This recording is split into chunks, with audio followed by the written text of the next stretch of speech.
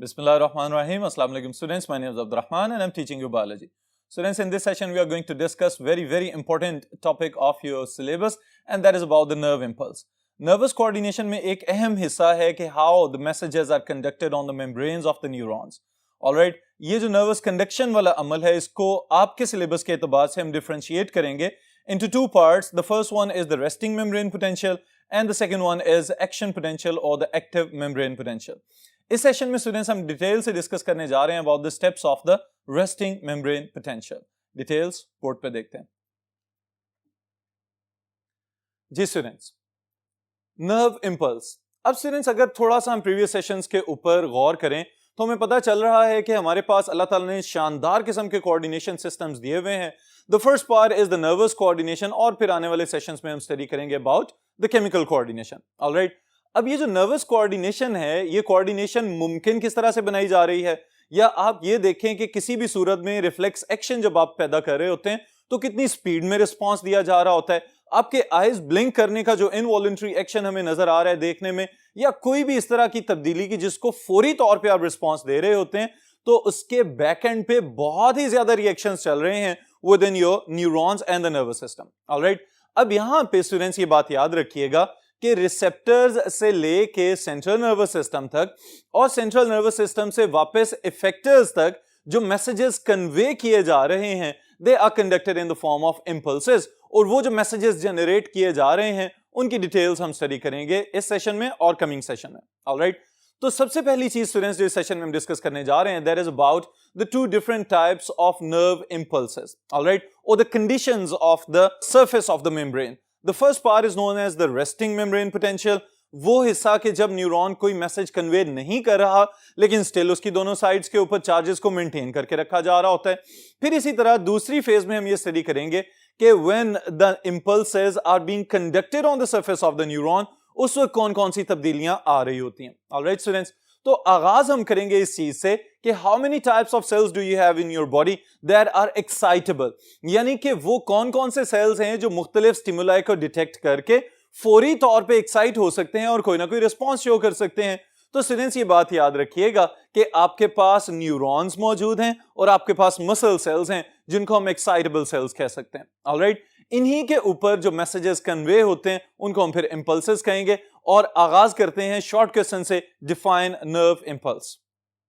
It is a wave of electrochemical changes which travels along the length of the neuron, involving chemical reactions and movement of ions across the cell membrane. अब student समझने वाली बात क्या है कि असल में ये जो मैसेजेस इतनी स्पीड में कन्वे किए जा रहे हैं, इन मैसेजेस को कन्वे करने के लिए न्यूरॉन्स की मेम्ब्रेन्स के ऊपर बेतहाशा रिएक्शंस चल रहे होते हैं. अब वो तमाम रिएक्शंस जब हम एक सीक्वेंस में स्टडी करेंगे तो हम कहेंगे कि it becomes a electrochemical wave. अब ये जो इलेक्ट्रोकेमिकल वेव बन रही है, इस इलेक्ट्रोकेमिकल वेव को जरा समझें तो ये लफ्ज दो हिस्सों पे मुश्तमिल है, इलेक्ट्रो एंड देन केमिकल. तो इसका मतलब क्या है कि कोई ना कोई केमिकल एलिमेंट अपनी इस फॉर्म में मौजूद है कि वहां पे इलेक्ट्रिकल पोटेंशियल जनरेट किया जा रहा है. तो they are the charge particles known as ions. Alright students, तो जब भी आयंस मूव करेंगे from higher potential to the lower potential, तो इनकी मूवमेंट की वजह से, उस ग्रेडियंट के डेवलप होने की वजह से ये मैसेजेस कन्वे किए जाते हैं और मेम्ब्रेन के ऊपर डिफरेंट कंडीशंस हमें नजर आती हैं. ऑलराइट स्टूडेंट्स, तो इलेक्ट्रिकल पोटेंशियल क्या चीज है इसको भी डिफाइन कर लेते हैं. फिजिक्स में आपने बहुत अच्छे अंदाज में ये पढ़ा होगा लेकिन यहां पे हम बिल्कुल बेसिकली इसको डिफाइन कर रहे हैं. So, electrical potential is the measure of the capacity to do electrical work. अब बिल्कुल इसी तरह से स्टूडेंट्स जैसे हम एनर्जी को डिफाइन करते हैं कि एनर्जी क्या है, कोई भी काम करने की सलाहियत या कैपेसिटी या ability to perform any work is known as energy. तो electrical potential is electrical energy. इसका मतलब क्या है कि कोई भी बरकी काम करने की सलाहियत जो है इसको हम कहेंगे this becomes the electrical potential. लेकिन अहम हिस्सा स्टूडेंट्स इसका क्या है, that have been mentioned in the next sentence, and it is potential gradient across the cell membrane. ये चीज है जो अहम तरीन हिस्सा है जो आपने समझना है कंसेप्ट के एतबार से भी और इस टॉपिक को याद रखने के एतबार से भी. वो क्या है स्टूडेंट्स कि gradient is what, the difference of the potentials और the concentrations of the charges across the membrane. यानी कि दो तरह के आयंस जिनकी अभी हम बात करेंगे काफी डिटेल में, यहां पे दोनों पॉजिटिवली चार्ज्ड हैं, sodium ions and potassium ions. अगर इन आयंस की कंसंट्रेशंस में जो फर्क है आउटसाइड द मेम्ब्रेन और इनसाइड द मेम्ब्रेन उसको हम मेजर करना शुरू कर दें तो इसको हम कहेंगे कि it is the potential gradient. और इस पोटेंशियल ग्रेडियंट की वजह से इस मेम्ब्रेन के ऊपर जो इलेक्ट्रिकल पोटेंशियल जनरेट होगा उससे हमारी नर्वस कोऑर्डिनेशन को मुकम्मल किया जाएगा। ऑलराइट स्टूडेंट्स, अब ये तो हैं बुनियादी बातें। अब चलते हैं हम स्टेप बाय स्टेप इसके बाद अगले प्रोसीजर पे। अब स्टूडेंट्स समझें कि membrane potential, how the electrical potential is now switching to the membranes. Membranes के ऊपर आ जाने वाला इलेक्ट्रिकल पोटेंशियल, इसको हम कहेंगे it is the membrane potential. So electrical potential there exist across a cell membrane, और फिर इसकी दो टाइप्स हैं, the resting membrane potential and the action potential और द एक्टिव मेम्ब्रेन पोटेंशियल। अब स्टूडेंट्स, मेम्ब्रेन पोटेंशियल इसका मतलब क्या है? These membranes have the ability to perform some work, और ये किसके जरिए किया जा रहा है? बिजली की शक्ल में। और बिजली की शक्ल में आपको पता है फ्लो ऑफ इलेक्ट्रॉन्स की या फ्लो ऑफ चार्जेस की बात की जाएगी। अब जब हम फ्लो ऑफ चार्जेस की बात करेंगे तो एक पॉइंट आपने पक्का पक्का ज़हन-नशीं कर लेना है, and that is the potential gradient, कि जब भी हम पॉजिटिवली या नेगेटिवली चार्ज आयंस की मूवमेंट करवाएंगे तो उसकी वजह से जो ग्रेडियंट डेवलप होगा उसकी वजह से कोई ना कोई काम करने की सलाहियत पैदा होगी, और यही सलाहियत बुनियादी तौर पे नर्व इंपल्स का मगज बना हुआ है। इस टॉपिक की बुनियाद है, फाउंडेशन है। ऑलराइट स्टूडेंट्स, अब जरा समझें कि पोटेंशियल ग्रेडियंट डेवलप किस तरह से किया जाएगा। तो तीन बुनियादी स्टेप्स मैं आपको बताता हूं। The first step is the movement of particles और the charged ions from higher concentration to lower concentration. इसके लिए हमें यह पता होना चाहिए कि इन आयंस की कंसंट्रेशन किस तरह से है, किस मिकदार में सोडियम अंदर या बाहर मौजूद है, और किस मिकदार में पोटेशियम अंदर या बाहर मौजूद है।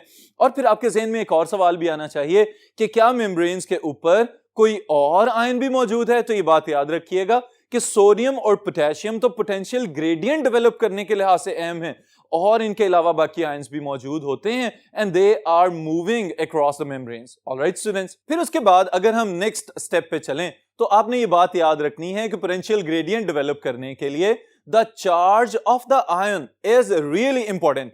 वो किस तरह से कि movement of particles can be enhanced due to the opposite charges, और इसी तरह से movement of particles can be prevented due to the similar charges. तो इसका मतलब यह है कि आयंस की मूवमेंट कंसंट्रेशन के अलावा किस चीज पे डिपेंड कर रही है? On the charges. अगर ऑपोजिट चार्जेस हैं तो इसका मतलब है वो अट्रैक्शन करेंगे और चार्जेस या चार्ज पार्टिकल्स की मूवमेंट्स को बढ़ा सकते हैं, और उसके साथ ही साथ अगर सिमिलर चार्जेस हैं तो फिर रिपल्शन भी आ सकती है और इन पार्टिकल्स की मूवमेंट को रोका भी जा सकता है।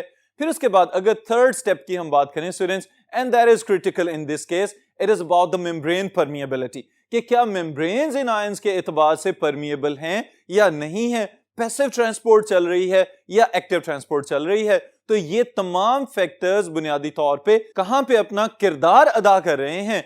That is the potential gradient. तो पोटेंशियल ग्रेडियंट जो जनरेट किया जा रहा है इन फैक्टर्स की बुनियाद पे है। ऑलराइट स्टूडेंट्स, फिर उसके बाद रेस्टिंग मेम्ब्रेन पोटेंशियल को अगर हम डिफाइन करें तो जैसा कि उसका नाम आपको नजर आ रहा है, रेस्टिंग मेम्ब्रेन पोटेंशियल, इसका मतलब है कि इस वक्त membrane is at rest, it is performing no function, it is conducting no impulse, लेकिन उस वक्त भी मेम्ब्रेन के ऊपर चार्जेस मौजूद होंगे, जिसकी वजह से हम इसको कह रहे हैं resting membrane potential. Alright students, so when neuron is at rest, it is more electropositive on outside than inside. This net difference in charges between inner and outer surface of a non-conducting neuron is resting membrane potential. अब students यहां पे आपने दो तीन points extract कर लेने हैं इसमें से। सबसे पहला पॉइंट क्या याद रखना है कि at this time the membrane is performing no work, it is at complete rest. यहां पे कोई इंपल्स कंडक्ट नहीं की जा रही।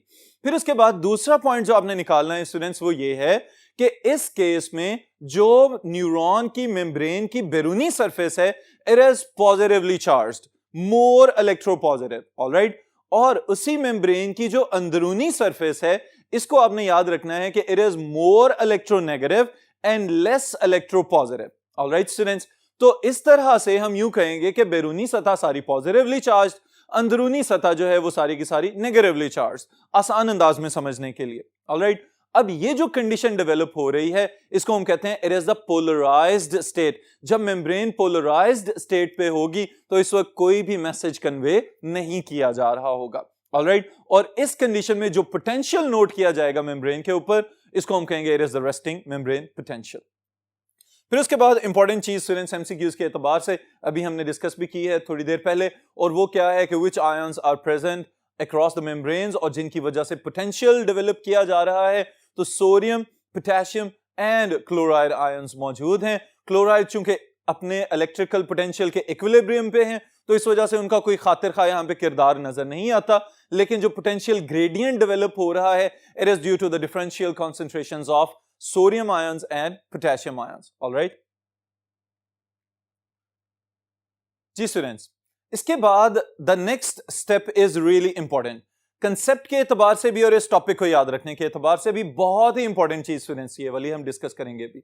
और वो क्या है कि जो हम बार बार कह रहे हैं कि यहां पे पोटेंशियल ग्रेडियंट डेवलप किया जा रहा है या gradient between the concentrations of sodium and potassium develop किया जा रहा है, तो सोडियम और पोटेशियम की कॉन्सेंट्रेशन है कितनी अंदरूनी साइड पे और मेम्ब्रेन की बैरूनी साइड पे एक्स्ट्रा सेलुलर फ्लूइड में जो आयंस इंपॉर्टेंट हैं वो अभी हमने देखे कि sodium and potassium are really important in developing the potential gradient, और इनकी कॉन्सेंट्रेशंस क्या हैं इस एतबार से इन जुमलों को एमसीक्यूज के लिए जरूर याद रखिएगा। The first sentence is sodium ions are 10-fold higher outside than inside. अब स्टूडेंट्स यहां पे याद रखने वाली बात यह है कि आमतौर पे बहुत सारे स्टूडेंट्स इन दोनों स्टेटमेंट्स को कंफ्यूज कर जाते हैं आपस में। वो किस तरह से कि सोडियम आयंस की कॉन्सेंट्रेशन को पोटेशियम की कॉन्सेंट्रेशन के साथ मिक्स अप कर रहे होते हैं, लेकिन आपने इन दोनों को आपस में कंपेयर नहीं करना। ऑलराइट, ये सुने जरा बात जो मैं अभी बताने लगा हूं आपको कि सोडियम आयंस अगर बाहर वाली साइड पे 10 गुना ज्यादा हैं तो वो sodium ions on the inner side के साथ कंपेयर किए जाएंगे। ऑलराइट, इसका मतलब क्या हुआ? The sodium ions are 10 times higher in concentration outside as compared to the sodium ions present on the inner side of the cell membrane of the neuron. All right? फिर इसी तरह से अगर हम पोटेशियम की बात करते हैं तो ये बात भी याद रखिएगा, potassium ions are 20 times. All right? यहां पे आपने ये बात याद रखना है कि ये असल में क्या है, 20 times higher in concentration. किसके लिहाज से 20 गुना ज्यादा है? As compared to the potassium ions present on the outer side. All right. So potassium ions are 20 times more concentrated inside than outside. अब यहां पे ये दो पॉइंट्स आप दोबारा से सुन लें। सोडियम आयंस 10 गुना ज्यादा हैं बाहर as compared to the sodium ions inside. All right. Potassium ions 20 गुना ज्यादा हैं concentration में on the inner side as compared to the potassium ions on the outside of the nerve cell. All right. यहां तक clear हो गया? अब ये कंसेप्ट जब आपका क्लियर होगा तो फिर इसके बाद स्टूडेंट्स में दो पॉइंट्स आपको यहां पे कंसेप्ट को मजीद स्ट्रॉन्ग करने के लिए बताने लगा हूं कि जब आप इनकी कंसंट्रेशंस को समझ लेंगे तो अब आपके ज़हन में दो पॉइंट्स आने चाहिए कि how these ions are moved across the membrane. तो दो तरह की ट्रांसपोर्ट्स हो सकती हैं, पहले वाली तो कहलाएगी पैसिव ट्रांसपोर्ट और दूसरी क्या कहलाएगी, एक्टिव ट्रांसपोर्ट। अब स्टूडेंट्स जो पैसिव ट्रांसपोर्ट है उसके एतबार से समझें जरा, सोडियम अगर बाहर ज्यादा है तो बाहर से अंदर जब सोडियम आयंस को लाया जाएगा तो इसको हम कहेंगे कि ये डिफ्यूज होके आ रहे हैं। Alright, so diffusion of sodium will always be from extracellular fluid towards the inside of the cell. एक पॉइंट। फिर उसके बाद दूसरे पॉइंट की तरफ अगर हम आ जाएं तो पोटेशियम आयंस हमेशा अंदर से बाहर की तरफ पैसिव ट्रांसपोर्ट के जरिए लाए जाएंगे। ये बात भी आपने ज़हन नशीन कर लेनी है। अब फिर उसके बाद अगर हम एक्टिव ट्रांसपोर्ट की बात करें तो active transport is always against the concentration gradient from lower to higher concentration. अब यहां पे सोडियम आयंस के एतबार से समझें जरा, सोडियम आयंस बाहर ज्यादा हैं, इसका मतलब क्या है, sodium ions will be actively pumped from inner side to the outer side with the expense of energy. यहां पे एटीपी खर्च की जाएगी और स्पेशलाइज्ड सोडियम पंप्स के जरिए सोडियम को अंदर से उठा के बाहर भेजा जाएगा against the concentration gradient. Alright, फिर इसी तरह पोटेशियम को भी समझ लें कि पोटेशियम को अगर आपने बाहर से अंदर लेके आना है, चूंकि अंदर पहले ही कॉन्सेंट्रेशन ज्यादा है, बाहर कॉन्सेंट्रेशन कम है, तो अब क्या होगा, potassium ions will be brought towards inner side, they will always be brought about by the active transport. यहां पे तवानाई खर्च करके पोटेशियम आयंस को बाहर से अंदर लाया जाएगा, इस वजह से हम यहां पे एक्टिव पंपिंग की टर्म इस्तेमाल करते हैं। ऑलराइट, अब ये वाली आपने ट्रांसपोर्ट के मैकेनिज्म्स और कॉन्सेंट्रेशंस को याद रखना है, क्योंकि इसकी बुनियाद पे अब हमारे अगले स्टेप्स चलेंगे कि how the membranes are polarised. Alright students, तो यहां पे एक पॉइंट मैं ऐड कर रहा हूं आपके लिए, and that is about the types of the channels on the membranes, कि कौन कौन से गेट्स या चैनल्स या पंप्स मौजूद हैं जो कि आयंस को मूव करवा रहे हैं। ऑलराइट स्टूडेंट्स, तो दोनों आयंस के एतबार से सोडियम आयन चैनल्स मौजूद हैं, पोटेशियम आयन चैनल्स मौजूद हैं। अगर हमने इनके साथ पंप्स की टर्म नहीं लिखी, एटीपीएजेस की टर्म नहीं लिखी, तो याद रखिएगा channels are the gates that allow the passive transport from higher concentration to lower concentration. फिर इसी तरह sodium potassium ATPase. Alright students, यहां पे हमने एटीपीएज लगा दिया है। इसका मतलब क्या है, ये वो चैनल्स हैं, वो स्पेशलाइज्ड प्रोटीन्स हैं जो एटीपी खर्च करके इन पार्टिकल्स को या इन आयंस को अगेंस्ट द कंसंट्रेशन ग्रेडियंट भेजेंगे from lower concentration to higher, यानी कि सोडियम को बाहर और पोटेशियम को अंदर। ऑलराइट, फिर इसी तरह मैकेनिकली गेटेड आयन चैनल्स, अब उनके नाम से पता चल रहा है इनको किसी ना किसी सूरत में फिजिकल स्टिमुलस चाहिए होता है। Voltage gated ion channels action potential में बहुत अहम किरदार अदा करते हैं कि जैसे जैसे चार्जेस डेवलप होते चले जाएंगे अक्रॉस द मेम्ब्रेन, तो बहुत सारे स्पेशलाइज्ड चैनल्स इस तरह के हैं कि जो सोडियम की मूवमेंट के लिहाज से स्पेशली इंपॉर्टेंट हैं और फिर पोटेशियम के लिए भी मौजूद हैं। फिर लाइगैंड गेटेड चैनल्स, ये वो चैनल्स या वो प्रोटीन्स हैं जिनको कोई स्पेशलाइज्ड मॉलिक्यूल आके अटैच होगा तो फिर ये movement of particles across the membrane करने के काबिल हो सकेंगे। तो ये हैं different types of channels that are present on the membranes of the neurons. Alright students, फिर इन चैनल्स के अक्रॉस जो पार्टिकल्स की मूवमेंट है ये भी आपने याद रखनी है। अब स्टूडेंट्स, यहां पे हेडिंग मैंने आपके लिए क्या दी है, sodium potassium pump and ion movement. Alright, अब समझ लें कि पंप की टर्म जहां पे भी आ रही है, इट इन्वॉल्व्स और it covers the active transport of the particles. Alright, यहां पे आयंस को मूव करवाया जाएगा from lower concentration to higher concentration, और अभी मैंने एक्सप्लेन किया है काफी डिटेल में। These pumps are driven by splitting of ATP. ATP को तोड़ा जाएगा, ADP में कन्वर्ट किया जाएगा और उससे पैदा होने वाली जो तवानाई है उसके जरिए इन आयंस को मूव किया जाएगा from their lower concentration to higher concentration.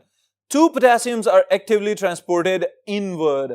अब स्टूडेंट्स सुन लें इस बात को कि जब हम एक्टिव ट्रांसपोर्टेशन की बात कर रहे हैं, अंदर वाली साइड पे पोटेशियम पहले ही ज्यादा है, बाहर वाली सतह पे पोटेशियम कम था, तो जब कम वाली जगह से ज्यादा इर्तिकाज वाली जगह पे लाया जाएगा तो यहां पे तवानाई खर्च करनी पड़ रही है। तो इस वजह से हम कह रहे हैं now the potassium has been pumped inward, और ये बात नहीं भूलनी आपने कि 2 पोटेशियम आयंस को मूव किया जा रहा है।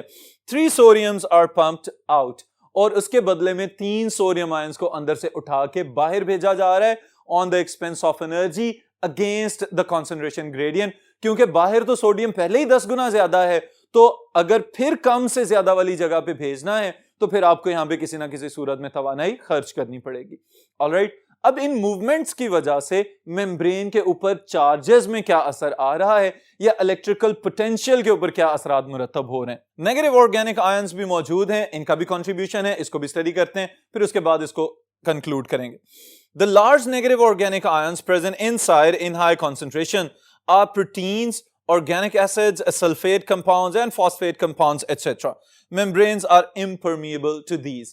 अब स्टूडेंट्स ये बात भी समझने से ताल्लुक रखती है। अगर आप ऊपर वाली मूवमेंट्स को गौर से देखें तो पहले हमने 3 सोडियम्स को बाहर भेजा, बाहर की सतह पहले ही क्या हो गई, positively charged. Alright, as compare to sodiums 2 potassiums अंदर आए हैं, तो the outside is more electropositive, the inside is less electropositive. Alright, फिर इनर साइड पे कौन मौजूद हैं आपके पास, जो नेगेटिवली चार्ज्ड ऑर्गेनिक आयंस या ऑर्गेनिक मॉलिक्यूल्स मौजूद हैं। अब इनकी वजह से क्या हो रहा है, अंदर इलेक्ट्रोनेगेटिविटी में इजाफा हो रहा है, और इस इजाफे पे और सोने पे सुहागा क्या हो जाता है कि इन्हीं न्यूरॉन्स के या नर्व सेल्स की मेम्ब्रेन्स के ऊपर स्पेशलाइज्ड लीक चैनल्स मौजूद हैं, वहां से पोटेशियम फिर डिफ्यूज हो जाते हैं from higher to lower concentration.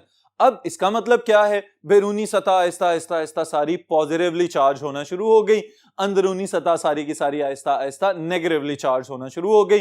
और अंदर नेगेटिविटी बढ़ने की वजह क्या है कि ऑर्गेनिक मॉलिक्यूल्स हैं, साइज में भी बड़े हैं, और दूसरे नंबर पे जो मेम्ब्रेन्स हैं वो इनको इजाजत ही नहीं दे रही कि ये अंदर से बाहर मूव करके जा सकें। तो मेम्ब्रेन्स की इम्परमिएबिलिटी की वजह से और उसके साथ ही साथ बैरूनी सतह पे पॉजिटिविटी बढ़ जाने की वजह से अंदर सारा का सारा जो सतह वाला एरिया है, जो सारी जगह है, वो नेगेटिवली चार्ज्ड, और बाहर वाली सारी की सारी सतह पॉजिटिवली चार्ज होती हुई चली जा रही है।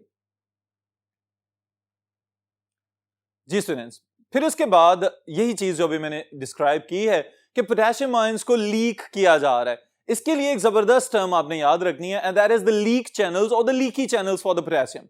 अब ये स्पेशलाइज्ड किस्म के चैनल्स मौजूद हैं, जैसे अभी मैंने previously different types of channels में आपको बताया है कि हमारे पास कुछ पोटेशियम आयन चैनल्स मौजूद हैं, इनको हम गेट्स भी कह सकते हैं और इनको हम परमिएबल पोर्स भी कह सकते हैं। यहां से पोटेशियम बाहर मूव करती ही चली जाती है। इस हवाले से ये बात याद रखिएगा कि when the membrane is at rest, it is not permeable to sodium, but it is permeable to potassium. तो पोटेशियम आहिस्ता आहिस्ता लीक होता चला जा रहा है। अब इस केस में क्या किया जाएगा students? Resting membranes are more permeable to potassium and the membranes consist of leak channels for potassium. अब बाहर सोडियम्स जा चुके थे, अब पोटेशियम भी फॉलो करते हुए बाहर चले गए। बैरूनी सतह सारी पॉजिटिवली चार्ज्ड, अंदरूनी सतह नेगेटिव ऑर्गेनिक आयंस की वजह से negatively charged.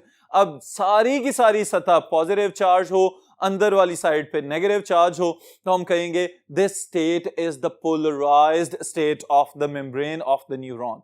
Alright students, so the major factors for the positive outside and the negative inside are impermeability of membranes to negative organic ions cause inside of the neuron more negative, leakage of potassium ions contribute to more positive outside, and active pumping of 3 sodiums outside and 2 potassiums inside make outside more positive. So no conduction of nerve impulse at this state. जब सारी की सारी बैरूनी सतह जो है वो positively charge है, अंदरूनी सतह सारी नेगेटिवली चार्ज है, तो इस सूरत में इस जगह पे कोई भी मैसेज कंडक्ट नहीं हो रहा। ऑलराइट स्टूडेंट्स, फिर हम कहेंगे कि when membrane is polarized, positive outside and negative inside, no nerve impulse is being conducted। और इस जगह पे जब हम वोल्टेज चेक करते हैं तो हमें पता चलता है कि the membranes are -70 millivolt charged। Alright, ये इनके ऊपर हमें चार्ज नजर आ रहा होता है। अब यहां पे स्टूडेंट्स ये बात याद रखिएगा कि डिफरेंट मेम्ब्रेन्स की जब हम बात करते हैं तो -90 टू -70 की रेंज हमें नजर आती है। ऑलराइट, लेकिन जब हम सोडियम पोटेशियम का डिफरेंशियल ग्रेडियंट चेक करते हुए इसके इलेक्ट्रिकल पोटेंशियल को मेजर करेंगे तो हमें पता चलेगा कि it is -70 millivolts at this state when the neuron is at rest, it is conducting no impulse. Alright, अब इन तमाम स्टेप्स को मैं आपके लिए समराइज करने जा रहा हूं स्टूडेंट्स, जो आपने याद रखने। सबसे पहली चीज आपने जो याद रखनी है, it is about the definition of the nerve impulse, और फिर उसके बाद इलेक्ट्रिकल पोटेंशियल, फिर उसके बाद membrane potential. Alright, membrane potential के साथ आपने जो बात याद रखनी है, that is the development of the potential gradient across the membrane, और वो हमेशा किस वजह से होता है? Different amounts of the ions present across the membranes, इनकी कॉन्सेंट्रेशंस का जो फर्क होगा उसकी वजह से हमें पता चलता है कि इसके ऊपर क्या चार्जेस डेवलप हो रहे हैं, और उन चार्जेस की वजह से मेम्ब्रेन्स के अंदर जो काम करने की सलाहियत पैदा हो रही है उसे हम कहेंगे this is the membrane potential. Alright, जब कोई भी मेम्ब्रेन अपना मैसेज कन्वे नहीं कर रही होती उस वक्त वो रेस्टिंग मेम्ब्रेन कहलाती है, और उसके ऊपर जो पोटेंशियल है उसे हम रेस्टिंग मेम्ब्रेन पोटेंशियल कहेंगे। ऑलराइट, फिर इसके साथ ही साथ आपने जो बात याद रखनी है, it is about the concentration of sodium and potassium ions, के सोडियम आयंस बैरूनी सतह पे 10 गुना ज्यादा एक्स्ट्रा सेलुलर फ्लूइड में as compare to the inner concentration of sodium ions. Alright, potassium ions अंदरूनी साइड पे 20 गुना ज्यादा as compare to the extra cellular fluid outside potassium ion concentration के साथ इसको कंपेयर कीजिएगा। फिर उसके बाद आपने ये बात याद रखनी है कि जो पंपिंग हो रही है, 3 सोडियम्स को बाहर भेजा जा रहा है, 2 पोटेशियम को अंदर भेजा जा रहा है, इसकी वजह से बैरूनी सतह पॉजिटिवली चार्ज, अंदरूनी सतह कम पॉजिटिवली चार्ज और ज्यादा नेगेटिवली चार्ज। नेगेटिव चार्जेस में मजीद कंट्रीब्यूट कौन कर रहे हैं? They are the negatively charged organic ions in the form of proteins, और फिर उसके साथ ही उनके जो सल्फेट या फॉस्फेट कंपाउंड्स वगैरह मौजूद होंगे। इसके अलावा आपने ये बात याद रखनी है कि पोटेशियम आयंस का लीक हो जाना ड्यू टू द परमिएबिलिटी, और we can say the biasness of the membranes of the neurons. जैसे ही पोटेशियम आयंस लीक होंगे तो बैरूनी सतह की ज्यादा इलेक्ट्रोपॉजिटिविटी में कंट्रीब्यूट करेंगे, अंदरूनी सतह और ज्यादा नेगेटिवली चार्ज होती चली जाएगी, और जैसे ही सारी की सारी बैरूनी सतह पॉजिटिवली चार्ज, अंदरूनी सतह नेगेटिवली चार्ज होगी, तो हम कहेंगे कि this membrane is at rest, और इसके ऊपर जो पोटेंशियल मेजर किया जा रहा होगा it will be -70 millivolts. Alright students, this is all for this session. फिर इंशाअल्लाह ताला एक्शन पोटेंशियल के जबरदस्त एनर्जेटिक सेशन के साथ नेक्स्ट सेशन में मुलाकात होगी।